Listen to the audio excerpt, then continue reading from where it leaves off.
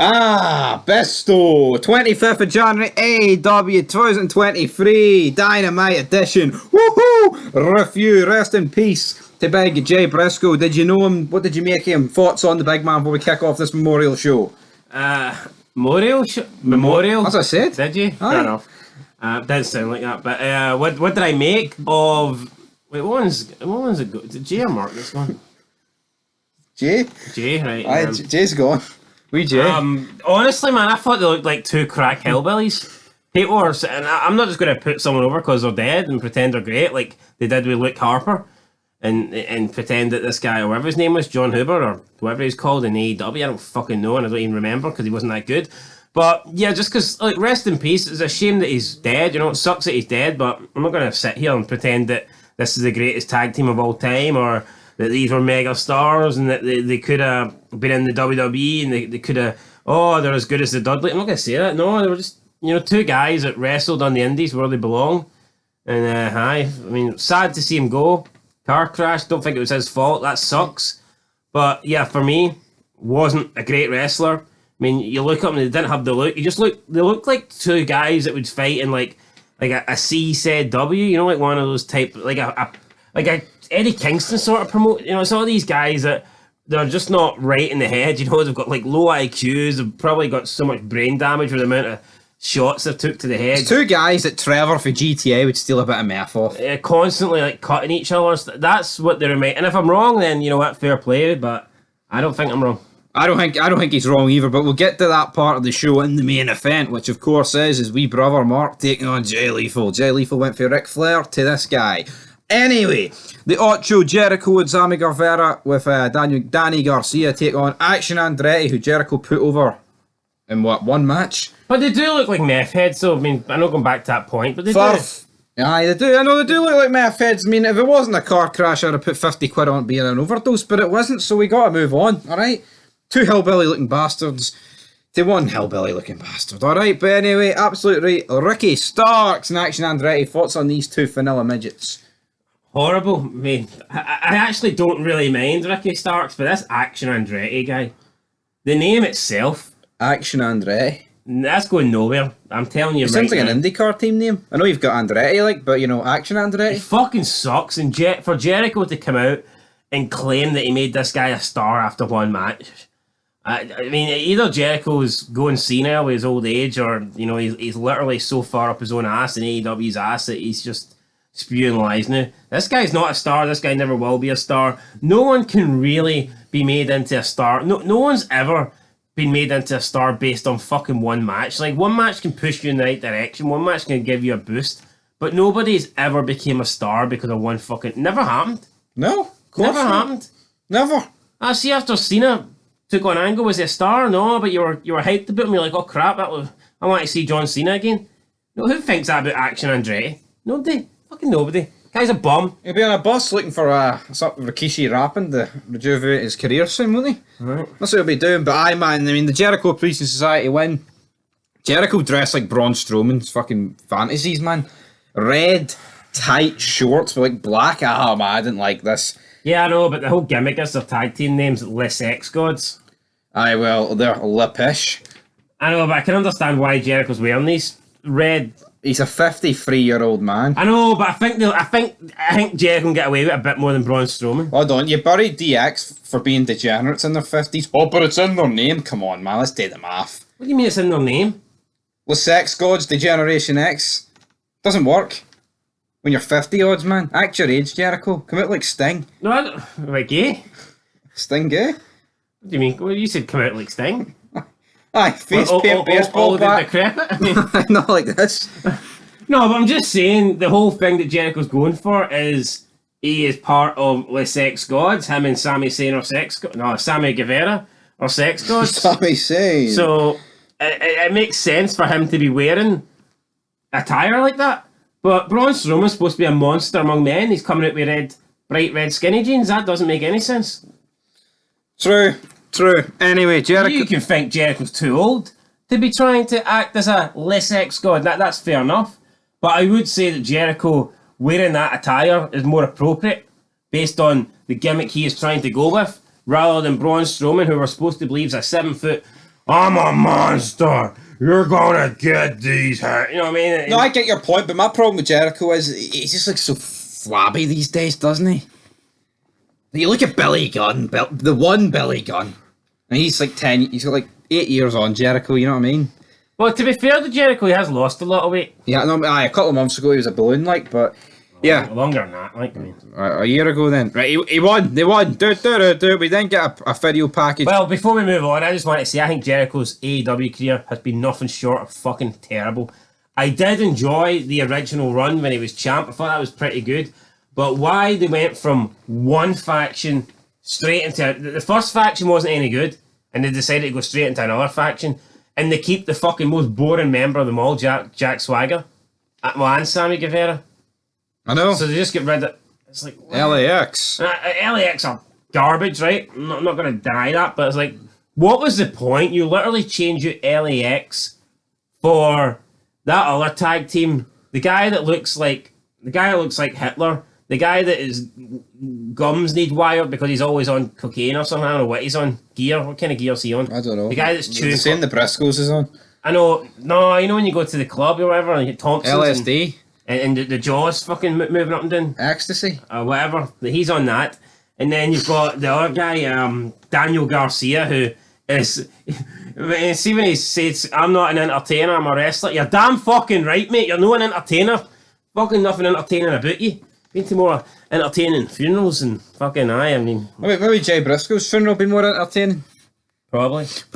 Darby Allin taking on Buddy Matthews' brother. Sting out here looking very old, very decrepit. Yeah, I see when he started swinging the baseball bat, it was like, Jesus Christ, I thought his back was going to explode. My back. Aye, Darby wins though, and just, I mean, why have they wasted Sting's fucking last couple of years of his career with this guy? Skater. Exactly. Boy. They can say that, WWE doesn't know how to treat legends properly and all this stuff, but Jesus Christ, you tell me Sting's been treated... Sting is like literally an afterthought. All you had to do was give Sting the title, have a decent main event feud, and it'd been better than WWE, because he get jobbed out twice in WWE. All you have to do is fucking have Sting sitting up in the rafters and make sure he doesn't fall off like Owen Hart and you'll be good. Exactly. Just have Sting point bats at people. But talking about fat messes, Samoa Joe appears on the screen after Darby Allin wins. Oh, man, Darby, I'm coming to take everything from... I don't know why I'm talking Russian. Anyway, he wants a Big Mac, so he wraps up in about 10 seconds. Darby Allin goes to respond, but oh wait, what's that? You can't talk, we cut to the next segment. Oh yeah! Then we have Matt Hardy's music hitting. Well, originally when they put the mic to Darby Allin's face, they thought that Sting was still out there and was going to save the day, but it turns out Sting was already backstage. I'm like, oh fuck. Getting his back cracked. What are we going to do here? Matt Hardy though, top, woo, and then stop the music. We're playing my music. So yeah, Matt Hardy's music comes on. You know, crowd are enjoying it, crowd are buzzing. It's an iconic theme. As soon as you hear like the first second of it, you're like, oh, it's the fucking Hardys, right? But Ethan Page says he's the leader, so he gets them to stop Matt Hardy's song. Then they play his song, and it's like just the most generic song ever. You can't even really make anything out. It's like not loud enough. The volume's turned down. There's no lyrics or like beat or anything to it. It was like, oh man, it was like no wonder they played Matt Hardy's song. Seriously, no wonder they fucking played Matt Hardy's song. And again, like, why is Matt Hardy... We're talking about Sting, right? Hardy is like, what, 45, 46? Who, Matt? Aye. He's older than that. 47, 48. Well, he's not 50 for fuck's sake, is he? That's how old the Hardys are. I think he is. I think he's 49. But my point is, right, you've got Matt Hardy, who should be at the title picture, and he's been completely jobbed out. Hardy's dominating this match, but 48. Then he's dominating this match. Then Ethan Page is like, oh, tag me in, tags him in. Good night, they get beat. Oh, it's all Matt Hardy's fault. But why is this guy in this? Why the fuck's he taking orders for a Malteser, man? Malteser, man? Aye, wee midget, man. Still carefully. Alright, fuck. Page. No, I don't know. The Milky Bar kid, Ethan Page? I just don't understand why, again, if Matt Hardy can still go, if he's still capable of putting on, you know, half-decent matches, then why is he being forced into a fucking shite feud or a shite tag team faction with this guy? Surely he should be having a solo run. What was wrong with Broken Matt Hardy? Very popular, very over, very entertaining. Oh, but we can't give you that. Fuck that. Well, it's AEW, the home of wrestling. You want to do non-wrestling stuff, Matt? Oh, hell no.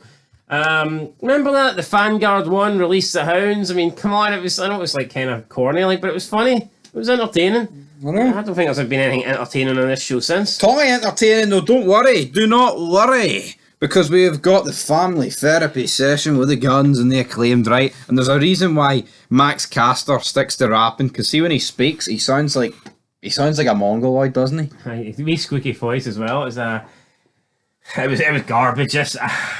He adopted us. That's why Billy adopted us, man. Billy! I can understand why AEW don't do more of these like segments and things like this because they're just not good at them.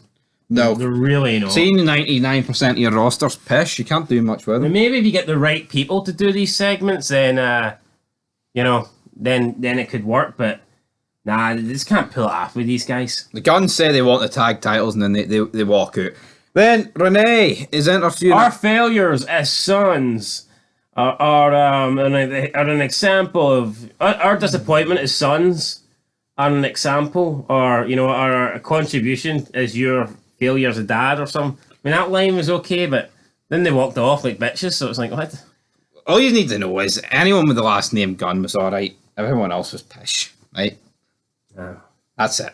Adam Page backstage says he accepts John Moxley next week, brother, Ohio. And then Wheeler comes in. Moxley accepts. This guy's just got a lisp and he's squeaky and he's fucking... He looks like he's missing a chromosome, right? Oh, he is. See, and he debuted, and I thought it was just I thought Moxley was letting a Make-A-Wish kid follow him a bit. No, I didn't think it was that, but I legit thought it was just an overexcited fan. See, when this guy thought, I thought it was just an overexcited fan following Moxley as Moxley made his way through the crowd to the ring. I know. And then he actually got in the ring and security to bring him down. You're thinking, what the fuck is this? I mean, how's this guy an actual wrestler? Him and Daniel Garcia, I mean... And people are like, oh, they're the future of this business. Are you fucking serious? They're the future, man, of you getting the controller and hitting the fucking power button and turning this crap off. That's the only future they're going to provide. I wonder Benoit did himself in. Seen what wrestling would become, honestly. I think he had the right idea. Sometimes, I tell you what, sometimes I feel like doing it.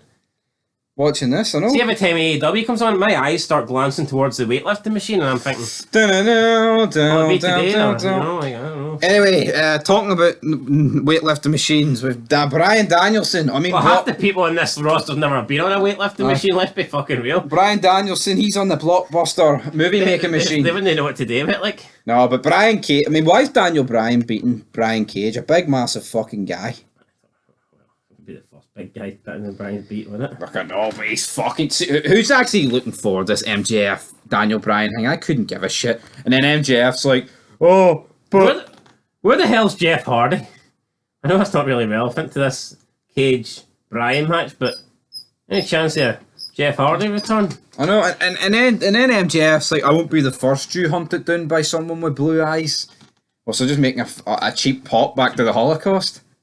What? Wait, he's a heel, and then I can understand that if like Daniel Bryan was like playing some sort of like Nazi gimmick or something like that. I mean, he's a big hillbilly rat bastard, and not like a neo-Nazi hillbilly. He's just a fucking vegan freak show bastard. I mean, Daniel Bryan probably hates the Nazis. Well, I imagine most people do, but you get what I mean? He probably, No, but why is MJF trying... Like, he always steers it back to the fact I'm just this little Jew kid that William Regal didn't like and I try it. Fuck off! Honestly. Yeah, no one cares that you're a Jew. How can you be a cocky, arrogant heel playing the victim card every 10 seconds? I just don't get it. Like, he fucking sucks, man. We move on to the greatest match of all time. Tony Storm, Ruby Soho. Right, my main thing from this is that Tony Giovanni labelled Tony Storm as the 6th women's champion in the history of AEW. And it turns out that they actually credited her as an official world champion, even though her entire run with the belt was an interim belt. The belt wasn't recognised as the world title until she lost it. So how the fuck is she an official champ? That makes zero sense to me. I could not wrap my head around that. No, I don't get that either, like, but it's AEW for you, man. No, but her entire run, she held the interim women's championship. Then she loses the interim women's championship. The other person wins it. Then a week later, the Thunder Rosa vacates, meaning that Jamie Hayter is now the real women's champ. But they bring it back, they backdate it. So I reckon that's Tony Khan be like, oh, don't worry, Tony, I'll make sure you're recognised as an official. No, it's Tony Khan. Just you scrap the interim pish, and see when someone gets injured, they vacate the belt. Yeah. It's as simple. See this for the interim champ. I know when they come back. Oh, you've to beat the real champion. And they did it with Punk and Moxley as well. It's like, why should someone have to be punished? Because it's just fucking stupid. Like, I mean, so say AEW signed The Rock down, right? I don't know how to do it, but they signed The Rock down, and who's champion at the minute? I don't even know who is. MJF, right? But say MJF gets injured for 6 months, and The Rock wins the belt. So The Rock has to run about as interim champ for 6 months. Because MJF's injured? I know, it's shit. Your first world title, like, and it's not even the real thing, it's the interim. Like, that wouldn't really feel like an actual world title reign for Tony Storm, surely. Yeah, in the record books it might go down as it, but you were fucking never world champ. I know. You were never addressed as the world. You were always recognised. Here comes the interim women.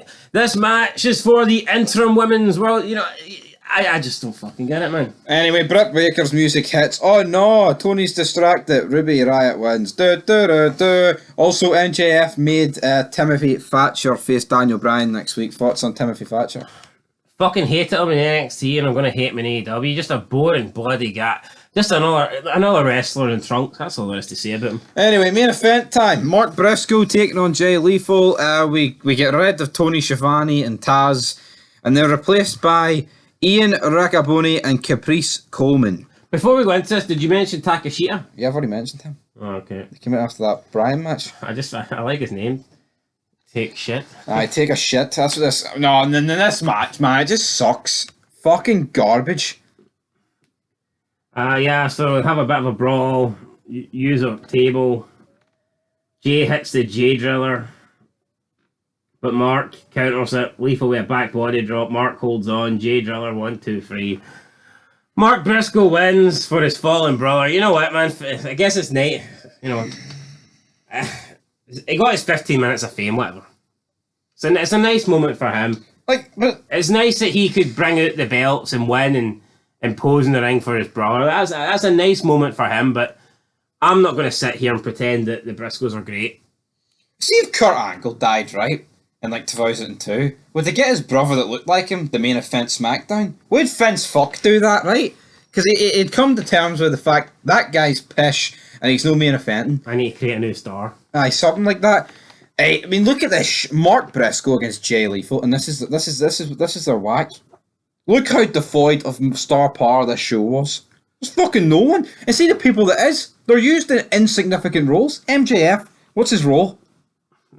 He ran out and he cut a pish promo backstage about being a Jew. Sting swinging a bat like he was swinging a cane at kids on his front lawn. Jericho just looking like some guy in a legit midlife crisis. I mean, Hardy is the whipping boy of two jabronis, and everyone else is on commentary that's over. So I mean, when you look at it like that, the company sitting at home in a sling, arm in a sling. For me, he's had his arm's been in a sling for about 2 years. Did you mention anyone else? That's about it. Like. Oh, what about Saraya? Oh, she's going to be huge. She's going to change women's wrestling. Where was she this week? Out of curiosity, did we see her? No. Anyway, guys, that's got a depth. No, any reason why we didn't see her? I don't know. She turned heel and last week. Was that on Rampage? I can't remember when she turned heel. Rampage, Dynamite, it's all the same fucking shit. 3 hours of shit a week, son. 20 minutes of Dynamite review. Make sure you like, comment, subscribe. Till then, though. Till Friday Night SmackDown.